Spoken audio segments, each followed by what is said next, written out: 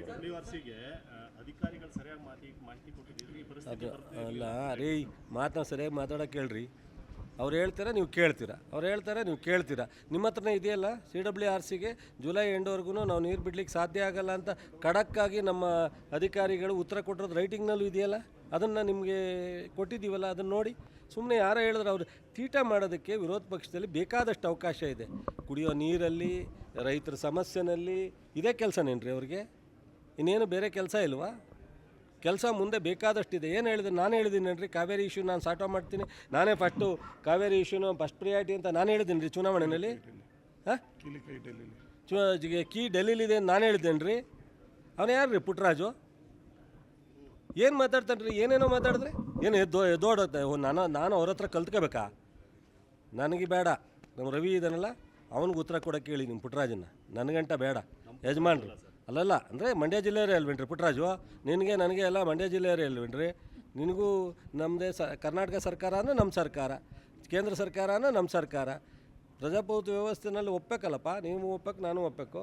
So ನಮ್ಮ ರವಿ ಅಣ್ಣಂಗೆ ಉತ್ತರ ಕೊಡೋಕ್ಕೆ ಹೇಳಿ. ಸುಮ್ಮನೆ ಏನೇನೋ ಬಾಯಿಗೆ ಬಂದು ಅವನು ಯಾರ್ಯಾರು ಮನೆ ಬಾಗಿಲು ತಟ್ಟಿದ್ರು, ಏನೇನಾಯಿತು ಎಂತಾಯಿತು ಎಲ್ಲ ಗೊತ್ತಿದೆ. ಸುಮ್ಮನೆ ಏನೇನೋ ಮಾತಾಡೋದನ್ನ ನಿಲ್ಲಿಸಿ ಮಾಡೋಕ್ಕೆ ಹೇಳ್ರಿ. ಫಸ್ಟು ಆಲ್ ಪಾರ್ಟಿ ಕಮಿಟಿನಲ್ಲಿ ಅವ್ರ ನಾಯಕರು ಬಂದು ಏನು ಹೇಳ್ತಾರೆ ನೋಡೋಣ.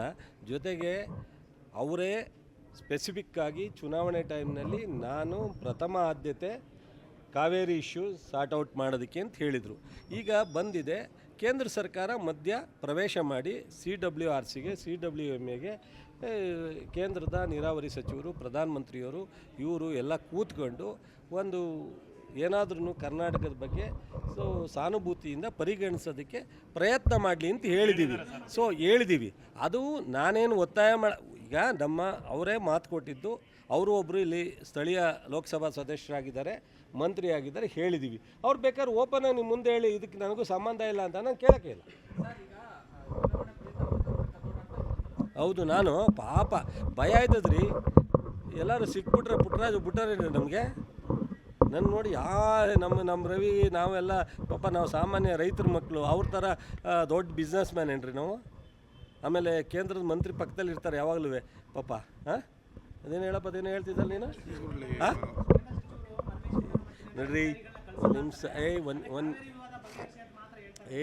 ಅದು ಅವ್ರ ಜವಾಬ್ದಾರಿ.